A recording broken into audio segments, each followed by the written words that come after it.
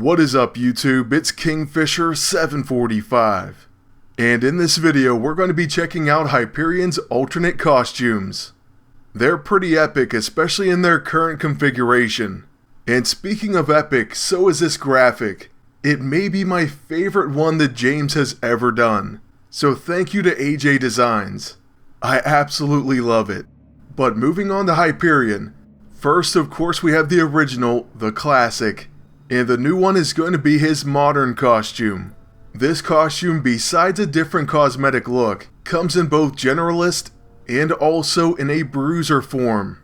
The Generalist, as you see, is 60 CP, and the Bruiser is going to be 45 CP. After that, they both have the same passive benefits. First of all, he maintains flying, so of course immune to ground attacks. Next, he has Righteous, so beneficial status effects cannot be removed by enemy attacks or harmful status effects. He also maintains Supreme, so applies Rising Up when attacked. But now, the modern costume has Solar Shepherd, protects allies from single target and area attacks, very high crit resistance, and gains Bruised benefit when attacked. By the way, Bruised benefit is Enraged. So what does all this mean exactly? Well, Hyperion becomes a fierce, scary tank / protector. I mean, just look at that. He protects from single and area attacks, has very high crit resistance. You can't take away his buffs, and he's going to gain Rising Up when attacked, plus Enraged. Then on top of that, this alternate costume has 2 EISO slots. That's at least how it is right now, and I can't tell you it's going to stay that way. But for now, you can place the big and fast EISO, aka Vengeful. That can grant him an extra turn while protecting. And then along with that, you can give him the Elite EISO. That combination is absolutely insane.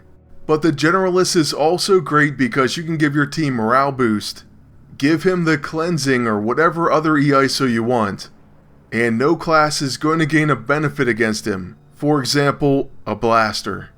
It's pretty great to not have to fear another class, especially if you're a protector.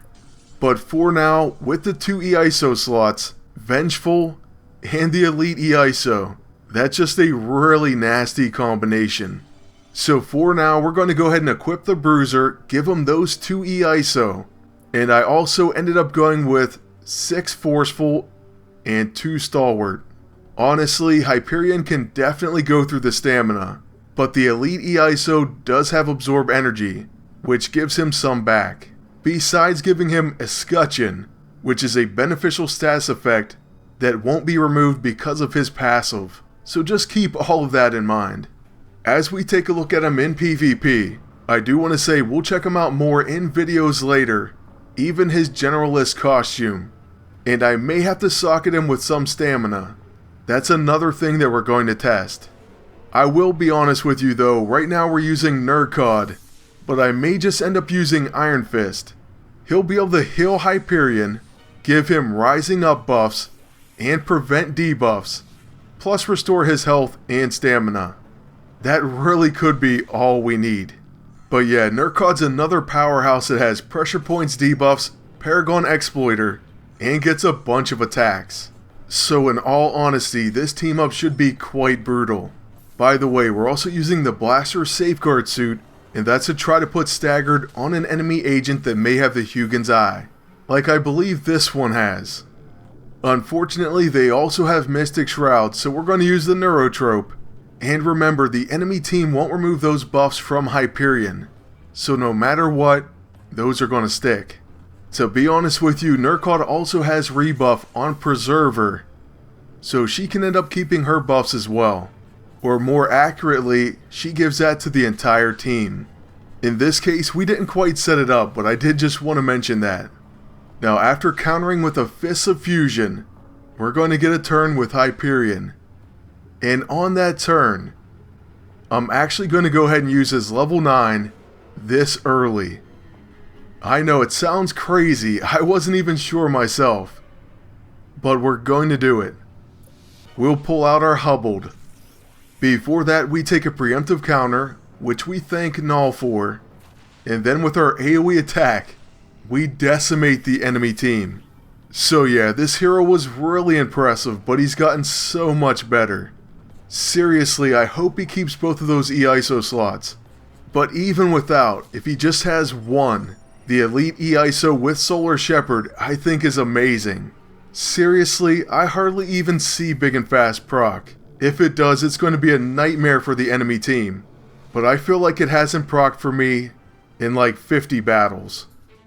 It's been a very long time, and a very scarce proc rate. But anyways, in this video we're going to face one more team, and it's going to be Age of Ultron, Thor, and Hulk.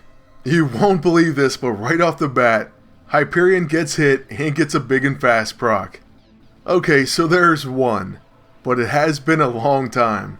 We'll of course start out with a Solar Strike that gives us Tactician powers, so next turn we'll get 2 attacks. The enemy agent also has Near Fatal, so that's something that we will want to note. We now only have to get him below 20% HP and then he'll die. Unfortunately for us, Hulk is now going after our agent. But on Hyperion's actual turn, we'll go ahead and use his level 1 Fists of Fusion to gain Scrappy Sentiment. So that means we're going to get a follow-up level 1. It's a great way to place pressure points debuffs on the enemy, and since we put the Bloody AISO on his level 1, it also applies 2 stacks of bleeding. Either way, the enemy agent was knocked out by Relentless Rapier follow-up and Near Fatal. This time, however, with Hyperion, rather than attack, we're going to recharge and make sure he has stamina for his next round. So yeah, if he's not taking attacks and absorbing energy, you will want to have some sort of stamina recovery, or at least place some different ISO 8 on him. Like I said, for me, I might ultimately team him up with Iron Fist, so he'll be good to go. Thor, however, is going to power up, and then he misses his Empowering Strike on my agent. For that, he's going to take a pretty big counter. Then we kind of may want to hold back with Nurkod because she could probably take someone out. Instead though, we'll use Breaching Strike and Call the Seas. The enemy Hulk though does go right after her, and he's going to cause her to switch classes and gain Tactical Insight, plus a counter and Thorns. So what to do with that extra turn? Well, I guess in this case, we'll use Primed and Ready, and then Preserver. So that's where rebuff for our entire team comes into play.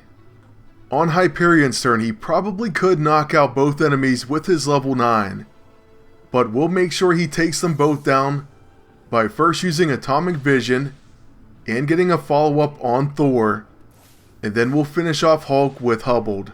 So with Hyperion getting both of the finishing blows, that's going to bring us to the end of this video. I hope you enjoyed it, and like I said, we'll look at him even more in the future, the near future.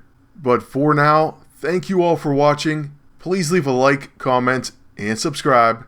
Then until next time, good luck, and take care.